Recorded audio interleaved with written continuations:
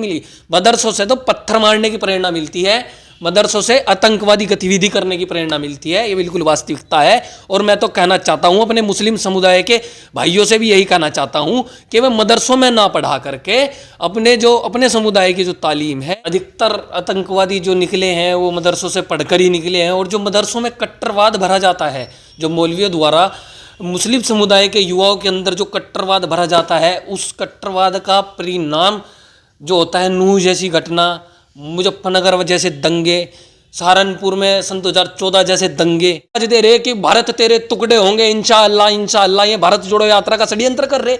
इन्हीं के पूर्वजों ने तो भारत को खंडित करा।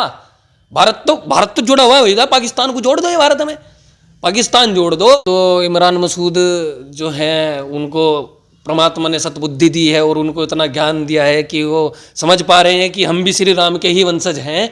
अभी 22 तारीख को जब रामलला की प्राण प्रति। नमस्कार, स्काई टून न्यूज़ से मैं डॉक्टर मोहसिन इस वक्त मौजूद हूँ जनपद सहारनपुर में।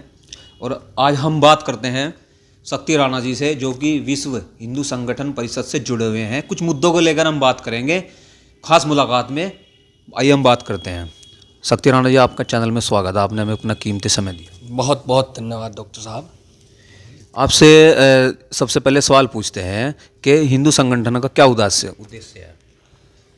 देखिए डॉक्टर साहब, हिंदू युवाओं को योग्य संस्कारों से प्रेरित कर राष्ट्र व अपने धर्म व अपनी संस्कृति को आगे बढ़ाने के लिए व राष्ट्र को उन्नति करने के लिए, उन्नति का कार्य करने के लिए उनको प्रेरणा देना, ये अपने संगठन का कार्य है, जिससे वह राष्ट्र को सुरक्षा, सेवा और योग्य संस्कार दे सकें।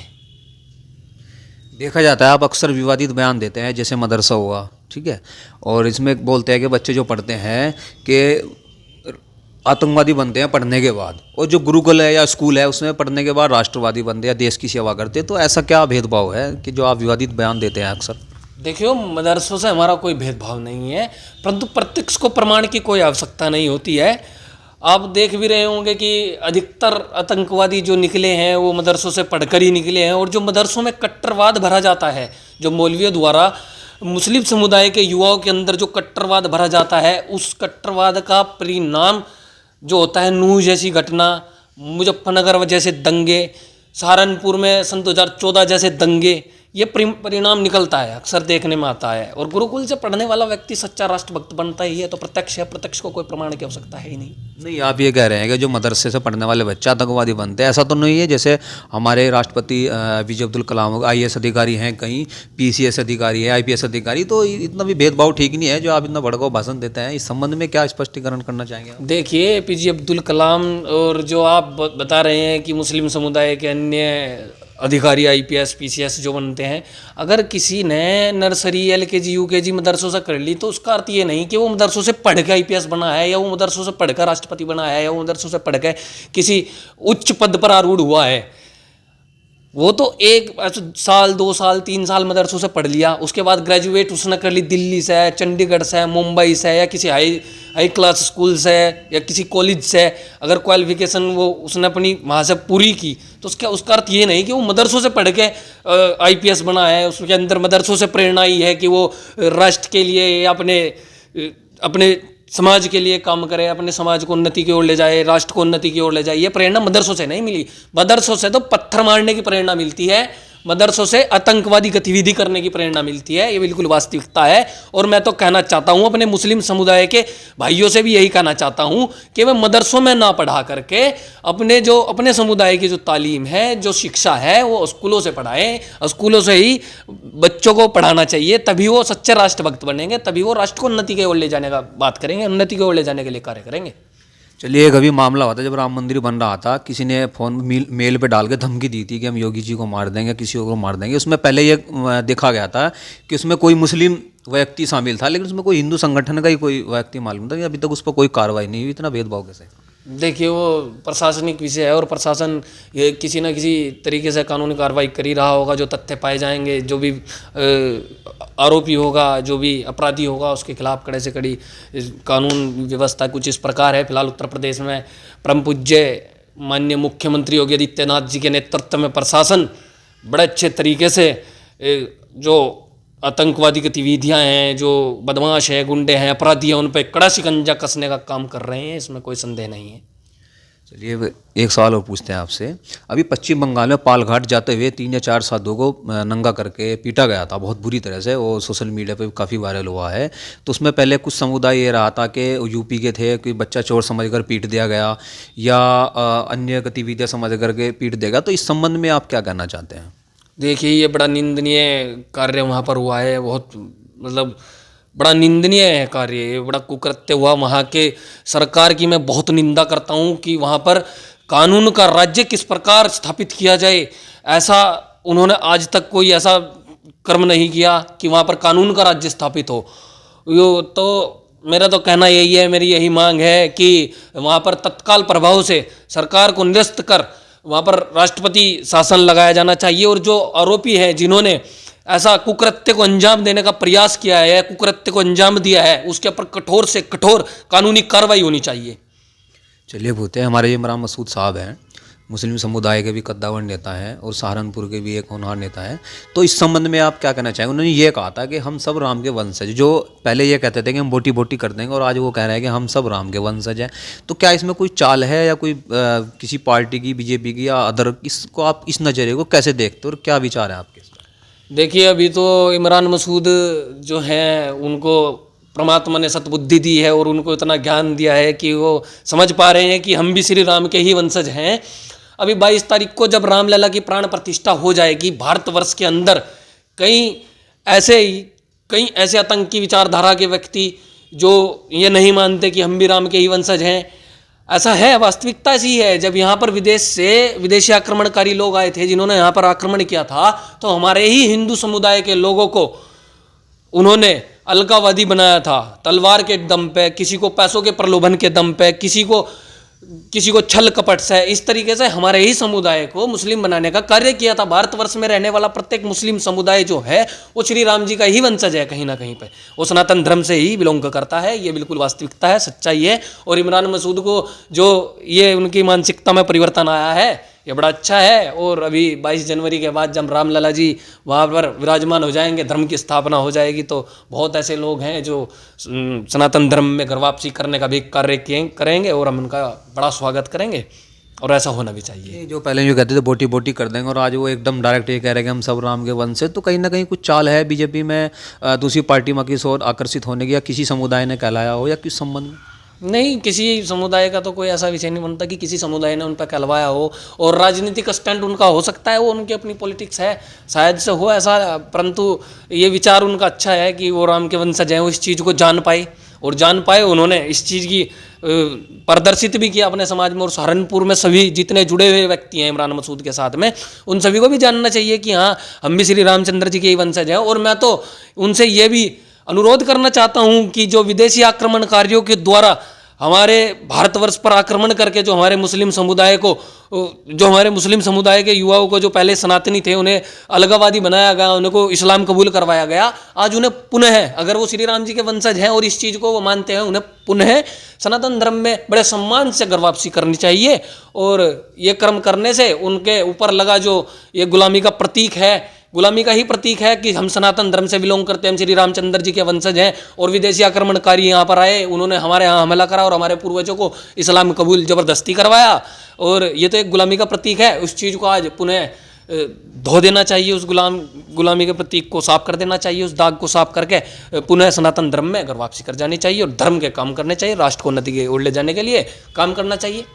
22 जनवरी को जो शुभारंभ है राम मंदिर का प्राण प्रतिष्ठा में, कांग्रेस पार्टी को उसका न्योता भेजा गया था, लेकिन उन्होंने ठुकरा दिया। इसमें आप इस नज़रों कैसे देखते हो, क्या विचारधारा है आपकी? जी, कांग्रेस पार्टी ने उसका न्योता ठुकराया। देखो, हमारे यहाँ हनुमान चालीसा में एक वो आता है कि भूत पिशाच निकट नहीं आवे, महावीर जब नाम सुनावे। तो भूत पिशाच तो स्वयं वहाँ पर नहीं आएंगे, क्योंकि रामलला की प्राण प्रतिष्ठा है, और रामलला के जो परम भक्त हैं वीर हनुमान जी, उनका नाम सुनते ही भूत पिशाच स्वयं भाग जाते हैं। और कांग्रेस पार्टी की रही बात, आप जिस कांग्रेस पार्टी की बात कर रहे हैं, उस कांग्रेस पार्टी ने, हमें याद है, आज भी हम लोग, हमारा पूरा समाज, हिंदू समाज, ये कभी नहीं भूल सकता कि सन 1966 में, 7 नवंबर 1966 में जो गौ हत्या बंद करवाने के लिए संसद भवन का घेराव साधु संत व लाखों हिंदू युवाओं ने किया था, उन पर मतलब उनकी निर्मम हत्या कांग्रेस पार्टी ने करवाई, उन पर गोलियों की बौछार करवाने का जो कर्म किया था हिंदू समाज, उस कर्म को कभी भी नहीं भूलेगा।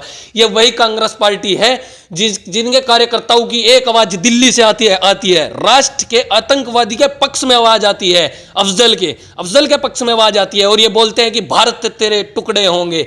और आज भारत जोड़ो यात्रा का षड्यंत्र कर रहे हैं, आज भारत जोड़ो यात्रा का षड्यंत्र करके समाज को भ्रमित करने का कार्य कर रहे हैं। ये वही कांग्रेस पार्टी है जिसने हमारे प्रभु श्री राम व प्रभु श्री कृष्ण जी के चरित्र पर, वह उनके अस्तित्व पर चुनौती देने का कार्य किया था, उनके अस्तित्व को। ये वही कांग्रेस पार्टी है, और आज इनका स्वयं का अस्तित्व समाप्त होता नजर आ रहा है, और इनका अस्तित्व बिल्कुल मिट्टी में ही मिल जाएगा। क्योंकि देखो, विनाश काले विपरीत बुद्धि वो इनकी चल रही है, और इनका विनाश ही हो जाएगा, बड़ी जल्दी इनका विनाश हो जाएगा। जैसे भारत जोड़ो यात्रा शुरू की थी राहुल गांधी ने, अब यूपी जोड़ो यात्रा शुरू कर रहे हैं लोकसभा चुनाव को लेकर। क्या आप लोकसभा के चुनाव में क्या चेंज चाहते हैं, या बीजेपी सरकार ही आनी चाहिए, या आपकी क्या राय है? जो जिनके पूर्वजों ने, जिनकी पार्टी ने भारत को तोड़ा है पहले पूर्व में, वो क्या भारत जोड़ो यात्रा को संपन्न करेंगे? भारत तो, पाकिस्तान भी तो भारत का हिस्सा है, और कई ऐसी चीजें, कई ऐसे राष्ट्र जो उन्होंने तोड़ के खंडित करा भारत को, तो उन्होंने खंडित करने का काम करा, जोड़ने का कहां तक काम कर देंगे भारत को? और इन्हीं के कार्यकर्ता दिल्ली से आवाज दे रहे कि भारत तेरे टुकड़े होंगे इंशाअल्लाह इंशाअल्लाह, ये भारत जोड़ो यात्रा का षड्यंत्र कर रहे। इन्हीं के पूर्वजों ने तो भारत को खंडित करा।